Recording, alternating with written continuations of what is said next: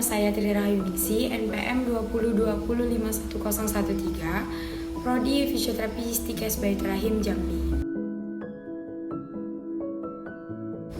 Nah, di sini saya akan menjelaskan anatomi dan biomekanik dari hip joint.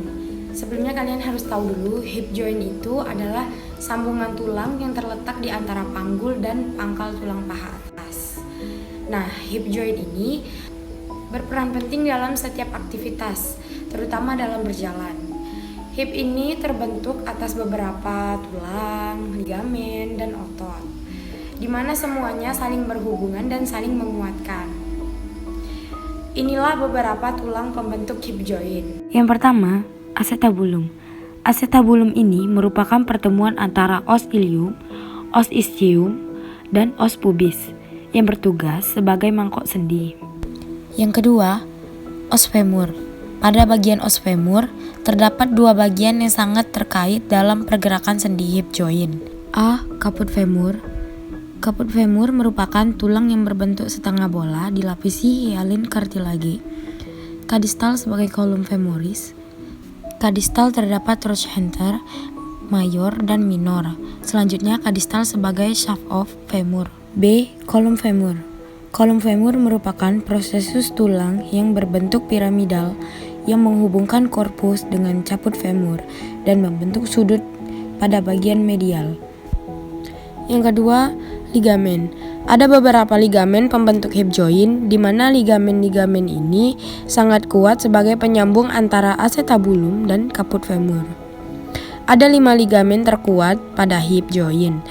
Yang pertama, iliofemoral ligamen berasal dari spina iliaca anterior dan inferior dan pinggiran acetabulum serta membentang ke linea intertrochanter terica. Kemudian ada ligamen pubofemoral berasal dari crista obturatoria dan membrana obturatoria yang berdekatan.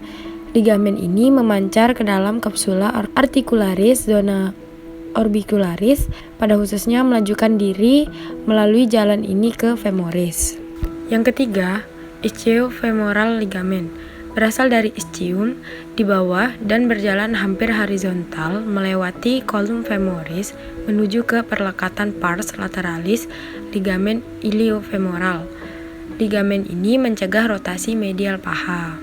Yang keempat, transverse acetabulum ligamen. Ligamen ini berfungsi mempertemukan incisura, acerabuli, dan seluruh permukaan caput femoris. Yang kelima, ligamen capitis femoris. Ligamen ini diliputi oleh membran sinovial yang terbentang dari fossa acetabuli di mana terdapat bantalan lemak menuju ke caput femoris. Kemudian yang ketiga, biomekanik dan otot-otot regiohip. Hip ini diperkuat oleh otot-otot panggul dan paha. Gerakan pertama, fleksi hip. Fleksi hip adalah gerakan femur ke depan dalam bidang sagital. Jika ni lurus, maka gerakan fleksi hip dibatasi oleh ketegangan otot hamstring.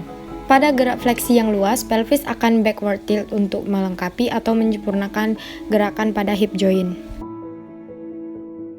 2. Ekstensi atau hiperekstensi hip. Ekstensi adalah gerakan kembali dari fleksi. Hiperekstensi adalah gerakan femur ke belakang dalam bidang sagital. Gerakan ini sangat terbatas kecuali para dancer dan akrobat yang memungkinkan terjadinya rotasi femur keluar sehingga gerakannya cukup luas. 3. Abduksi hip. Abduksi adalah gerakan femur ke samping dalam bidang frontal sehingga paha bergerak jauh dari midline tubuh.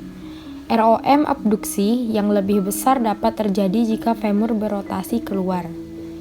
Abduksi ini dibatasi oleh otot-otot adduktor dan ligamen pubofemoral. 4. Aduksi hip. Aduksi adalah gerakan kembali dari abduksi. Hiperaduksi hanya dapat terjadi jika tungkai sisi kontralateral digerakkan keluar. Pada hiperaduksi yang luas, ligamen capitis femoris menjadi tegang. 5. Eksternal atau lateral rotasi. Eksternal rotasi adalah suatu rotasi femur di sekitar aksis longitudinal sehingga ni berputar keluar. Eksternal rotasi juga merupakan suatu rotasi femur di sekitar aksis sagital sehingga knee terputar ke dalam.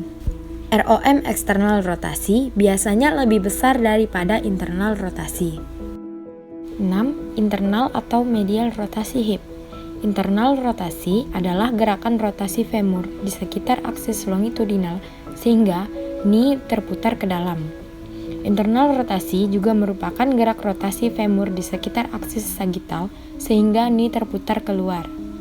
ROM internal dan eksternal rotasi dipengaruhi oleh derajat torsi femoral. Nah, itulah yang dapat saya sampaikan kepada teman semua. Bila ada kesalahan, mohon dimaafkan karena saya hanyalah manusia biasa. Saya akhiri dengan wabillahi taufiq wal hidayah. Wassalamualaikum warahmatullahi wabarakatuh.